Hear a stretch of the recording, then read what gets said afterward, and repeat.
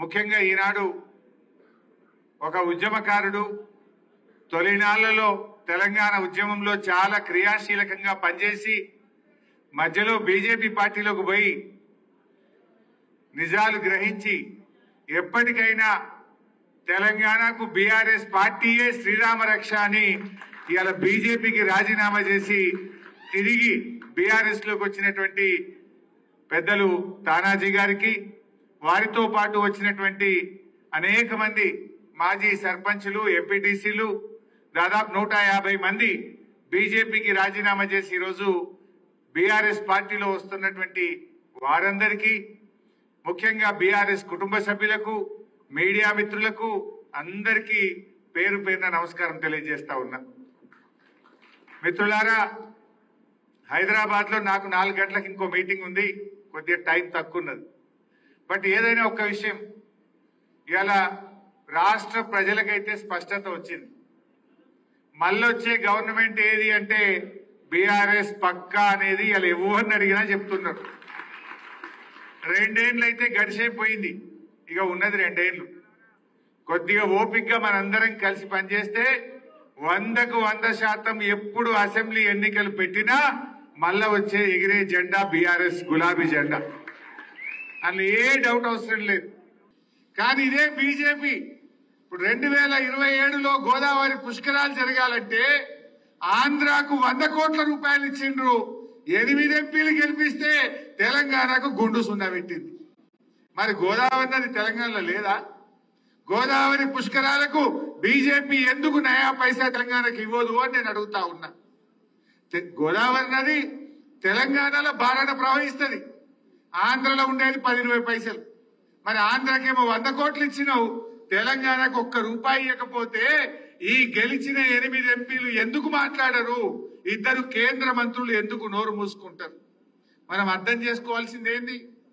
ఆంధ్రప్రదేశ్ లో తెలుగుదేశం పార్టీ గెలిచింది గనక, రీజనల్ పార్టీ ఒక ఉంది గనక వాళ్ళ చేతిలో ఎంపీలు ఉంటే ఢిల్లీలో మెడలు వంచి పైసలు తెచ్చుకున్నారు.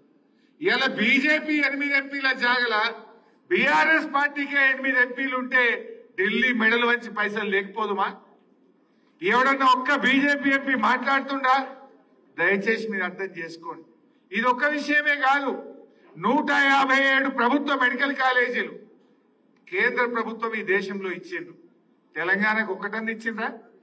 ఒక్క మెడికల్ కాలేజీ కూడా కేంద్ర ప్రభుత్వం తెలంగాణకు శాంక్షన్ చేయలే. మెడికల్ కాలేజీలు ఇవ్వరు, నవోదయ విద్యాలయాలు ఇయ్యరు, గోదావరి నది పుష్కరాలకు రూపాయి ఇయ్యరు. మరి ఏం చేసింది బీజేపీ? ఇంకోటి చెప్పాలి మీకు, మన ఎల్లారెడ్డి, మన నిజామాబాద్ అన్నపూర్ణ జిల్లా అంటారు దీన్ని. వరి ధాన్యం అద్భుతంగా పండించే జిల్లా.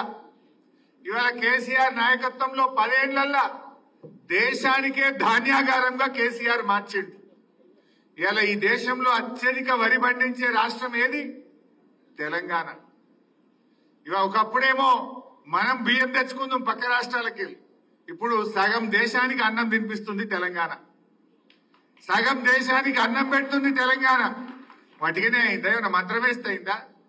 24 గంటల కరెంట్ ఇచ్చిండు కేసీఆర్, రైతు బంధు పథకం తెచ్చిండు కేసీఆర్, మిషన్ కాకతీయలో చెరువులు బాగా చేసిండు కేసీఆర్, ఇవాళ ప్రాజెక్టులు కట్టిండు కేసీఆర్, పెండింగ్ ప్రాజెక్టులు పూర్తి చేసిండు కేసీఆర్, పండిన పంటను ప్రతి గింజ కొన్నది కేసీఆర్ ప్రభుత్వం.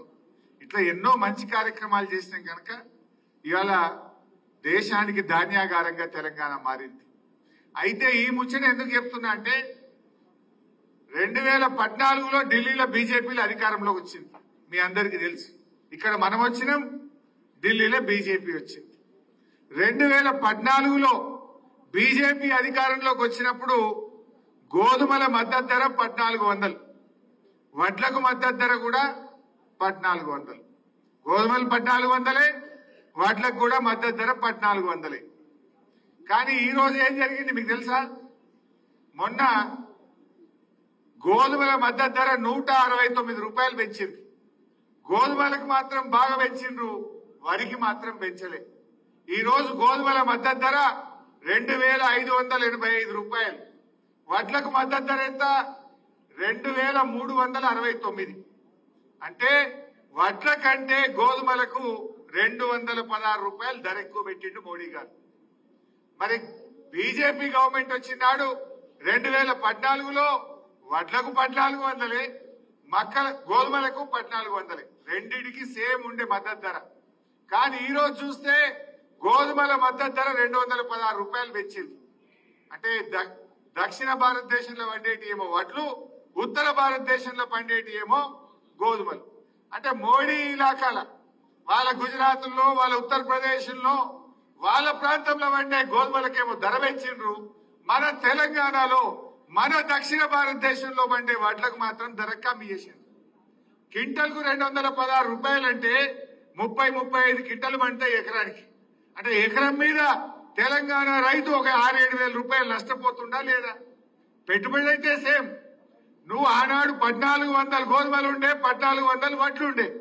ఇప్పుడు కూడా అదే ధర ఇచ్చుంటే మా తెలంగాణ రైతుకు ఎకరానికి 6-7 వేల రూపాయల లాభం వచ్చునా రాకపోనా? అంటే ఎంత నష్టపోయినట్టు ఈ 10 ఏళ్లలో? ఎన్ని క్వింటాలు, ఎంతమంది రైతులు, ఎన్ని కోట్ల రూపాయలు ఈ తెలంగాణ నష్టపోయింది? మరి సబ్కా సాత్ సబ్కా వికాస్ అంటే ఇదేనా? ఇది బక్వాస్ కాదా? సబ్కా సాత్ సబ్కా వికాస్ అంటే మరి మన వడ్లకు కూడా గోధుమలతో పాటు సమానంగా 2585 రూపాయల మద్దతు ధర ఇవ్వాల్సినటువంటి అవసరం ఉంది. దీని మీద బీజేపీ ఎంపీలు ఎవరైనా అడుగుతారా? కేంద్ర మంత్రి కిషన్ రెడ్డి నోరిపుతాడా? బండి సంజయ్ మాట్లాడతాడా? ఒక్కరు కూడా మాట్లాడరు. వీళ్ళకి వాళ్ళని చూస్తేనే భయం పట్టుకుంటుంది. మరి అదే బీఆర్ఎస్ ఎంపీలు ఉండుంటే నువ్వు ఏదైనా గోధుమలకు బాగా వచ్చినావు, మా వడ్లకు ఎందుకు ఇవ్వని ఇలా గట్టిగా అడిగే సత్తా ఒక బీఆర్ఎస్ పార్టీకి మాత్రమే ఉంటది అనేటువంటి విషయం నేను మీకు మనవి చేస్తా ఉన్నా.